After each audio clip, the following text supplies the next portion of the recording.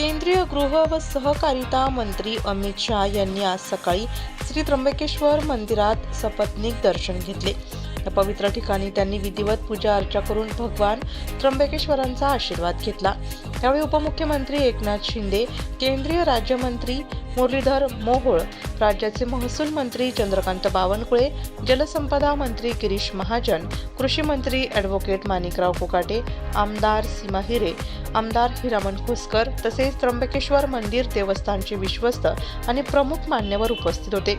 अमित शाह यांच्या पूजेचे पौरोहित्य पुरोहित संघाचे अध्यक्ष लक्ष्मीकांत थेटे आणि मनोज थेटे यांनी केले। त्यानंतर मंदिर देवस्थानच्या वतीने अध्यक्ष निवृत्त न्यायाधीश नितीन जीवने, मुख्याधिकारी श्रीमती देवचक्के, कैलास फुले, पुरुषोत्तम कडलक, स्वप्नील शेलार आणि रुपाली भुतडा यांनी शाह यांचा सन्मान केला। केंद्रीय गृहमंत्र्यांच्या या भेटीमुळे त्र्यंबकेश्वरचा धार्मिक आणि ऐतिहासिक महत्त्व अधिक अधोरेखित झाले असून भाविकांसाठी ही अभिमानाची घटना ठरली आहे।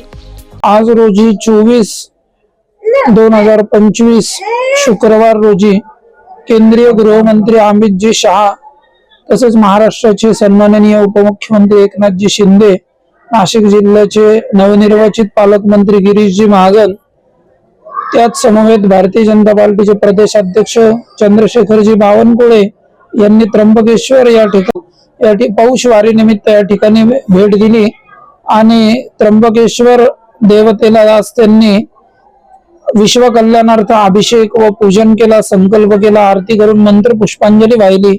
त्याचप्रमाणे पौरोहित्य लक्ष्मीकांतजी थेटे, महेंद्र थेटे, मनोज थेटे, नीरज शिखरे यांनी केली। त्याचप्रमाणे त्र्यंबकेश्वर पुरोहित संघ यांनी अमितजी शाह केंद्रीय गृहमंत्री यांना येणारा आगामी कुंभमेळा जो आहे तो अत्यंत निर्विघ्नपणे पार पाडावा, योग्य सोयी सुविधा भाविकांना मिळावी यासाठी निवेदन देण्यात आले। त्या रीतीने असा कार्यक्रम आज अमितजी शाह यांचा पार पडला। ठिकाणी निवृत्तीनाथ संत श्रेष्ठ निवृत्तीनाथ महाराजांची प्रतिवार्षिक पौष वारी या ठिकाणी आहे।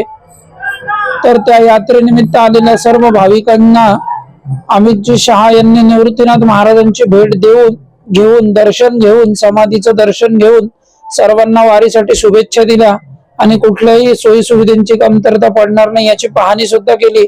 त्याच प्रकारे पुरोहित संघातर्फे सुद्धा पौष वारी निमित्त सर्वांना शुभेच्छा प्रदान। नाशिक लोकशाही न्यूज साठी वैष्णव घोलप, त्र्यंबकेश्वर।